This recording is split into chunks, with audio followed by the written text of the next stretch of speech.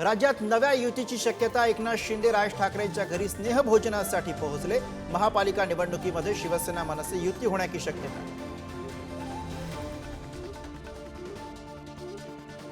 बीड जिल्ह्यातील आणखी एका भाजप कार्यकर्त्याची हत्या. माजलगावमध्ये रक्ताच्या थारोळ्यात पडलेल्या तरुणाचा व्हिडिओ समोर. खून करणारा आरोपी पोलीस ठाण्यात हजर.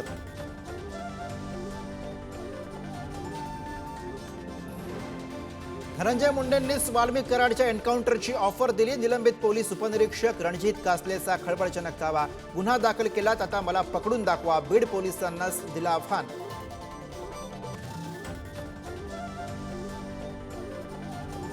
सिंधुदुर्गामध्ये प्रकाश बिडवलकरच्या हत्या प्रकरणावरनं राजकारण तापलं. बीडपेक्षा सिंधुदुर्गच्या कायदा सुव्यवस्थेची परिस्थिती भयानक. संजय राऊतांची टीका तर आरोपींचा आका कोण? वैभव नाईकांचा सवाल.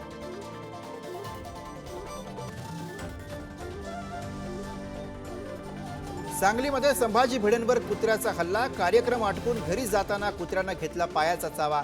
भिडेंवरील हल्ल्यानंतर सांगली महापालिकेकडनं कुत्र्यांची धरपकड.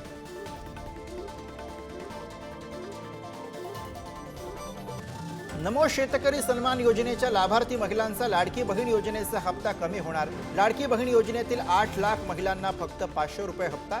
नमो शेतकरी सन्मान आणि लाडकी बहीण मिळून 1500 रुपये मिळणार. दादरमध्ये ठाकरेंच्या शिवसेनेकडनं हंडा मोर्चा. कमी दाबाने पाणीपुरवठा होत असल्यामुळे ठाकरेंची शिवसेना आक्रमक. पोलिसांकडनं आंदोलकांची धरपकड.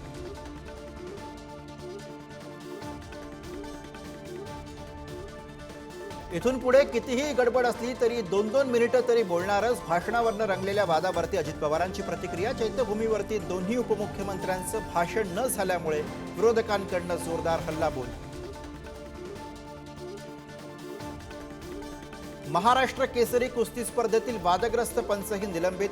चौकशी समितीच्या अहवालामध्ये पंच नितीश काबलिये दोषी.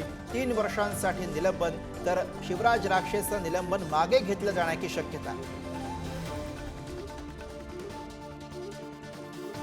घरात चोरी करून पळ काढणाऱ्या चोरांशी भिडली विवाहित महिला. पालघरच्या आदर्शनगर परिसरातील थरारक घटना. चोरट्यासह झालेल्या झटापटीमध्ये महिला जखमी. चोर पोलिसांच्या हवाली.